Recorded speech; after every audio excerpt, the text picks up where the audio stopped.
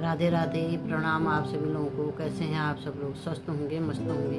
माँ भगवती आपकी मनोकामना पूर्ण करे। जय जय अम्बे। आज मैं आपको बताती हूँ तीसरे ज्योतिर्लिंग के बारे में।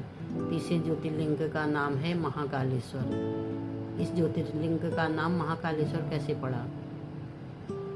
अवंतिकापुरी नाम की एक नगरी थी। वहाँ पर एक ब्राह्मण रहते थे।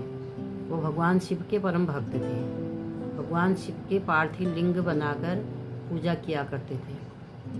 नित्य प्रति पूजा किया करते थे और भगवान की कृपा से उनके वहाँ धन धान्य की कोई कमी नहीं थी। वो बड़े प्रसन्न रहते थे। एक दिन वो ब्राह्मण फिर भगवान शिव धाम को चले गए। फिर उनके 4 पुत्र थे। वो 4 पुत्र भी अपने पिता की तरह ही भगवान भोलेनाथ की आराधना करने लगे थे और भगवान शिव को सदा प्रसन्न करते थे। तब वो अवंतिकापुरी नगरी बड़ी खुशहाल थी। वहाँ सब लोग धर्म का काम किया करते थे और सब धर्म से रहते थे। भगवान भोलेनाथ की पूजा करते थे। एक दिन वहीं पर रत्नमाला नाम का एक पर्वत है। उस पर्वत में एक दूषण नाम का राक्षस रहता है। वो राक्षस ने भगवान ब्रह्मा जी की तपस्या करी और भगवान ब्रह्मा जी ने उसको वरदान दे दिया। तो वरदान दे दिया तो वो राक्षस बहुत बलवान हो गया।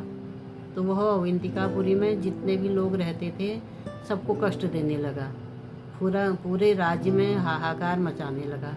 तब सब राज्य वालों ने सोचा कि अब हम उन ब्राह्मणों के पास जाते हैं और उनसे ही सहायता मांगते हैं। तो वो सब लोग उन ब्राह्मणों के पास आ गए। तो उन ब्राह्मणों ने फिर कहा कि हमें अब भगवान भोलेनाथ की ही आराधना करनी चाहिए।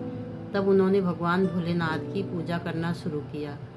जैसे ही वो भगवान भोलेनाथ की पूजा करने लगे तो वो राक्षस उन ब्राह्मणों को मारने को तैयार हो गया।